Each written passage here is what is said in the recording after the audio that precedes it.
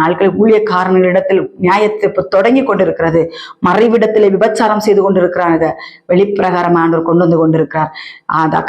கர்த்தருடைய பிள்ளைகள் அவருக்காக வாழுகிற பிள்ளைகளை வஞ்சிக்கிற இந்த ஓநாய்கள் அறை வீட்டுக்குள் செய்கிறதை வெளியே கொண்டு வந்து கொண்டிருக்கிறார். பிடிபட்டு கொண்டே இருக்கிறார்கள். எவனுமே கர்த்தருடைய பார்வைக்கு தப்ப முடியாது. ஆண்டவர் சொல்லுகிறார், எல்லாரும் அவருடைய பார்வைகளுக்கு வெளியரங்கமாய் நம்ம இருக்கிறோம், நிர்வாணிகளா இருக்கிறோம் என்று வேதவசனம் சொல்லுகிறது. நீ அறை வீட்டுக்குள்ள செய்கிறத கூட கர்த்தர் பார்த்துருவார். பார்த்து உன்னை வெளியரங்கமாய் கொண்டு வந்து நிறுத்துவார்.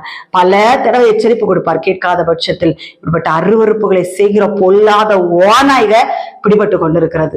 நான் சந்தோஷப்படுகிறேன். நான் ரொம்ப ரொம்ப சந்தோஷப்படுகிறேன். நான் இதற்காக தான் போராடி கொண்டிருந்தேன். ஆண்டவரே, இப்படிப்பட்ட கள்ள ஓநாய்கள் மனம் திரும்பணும் ஏசப்பா. உங்களுடைய ஜனங்களை வஞ்சித்துக் கொண்டிருக்கிற பொல்லாத வேலையாட்கள் பிடிபடணும் ஆண்டவரே. இவர்கள் ஒரு உணர்வுல இருந்துட்டு அவர்களுக்கு கொடுக்க வேண்டும் ஏசப்பான் என்று ஜெபம் பண்ணி கொண்டிருக்கிறோம். இந்த ஜெபம் நிச்சயமாய் கேட்கப்பட்டு கொண்டிருக்கிறது. அதனால இந்த விபச்சாரத்தில் பிடிபட்ட ஊழியக்காரர்கள் இப்பொழுது அநேகராயிருக்கிறானுங்க. இவர்கள் எல்லாம் கர்த்தர் வெளியரங்கமாய் கொண்டு வந்து கொண்டிருக்கிறார்.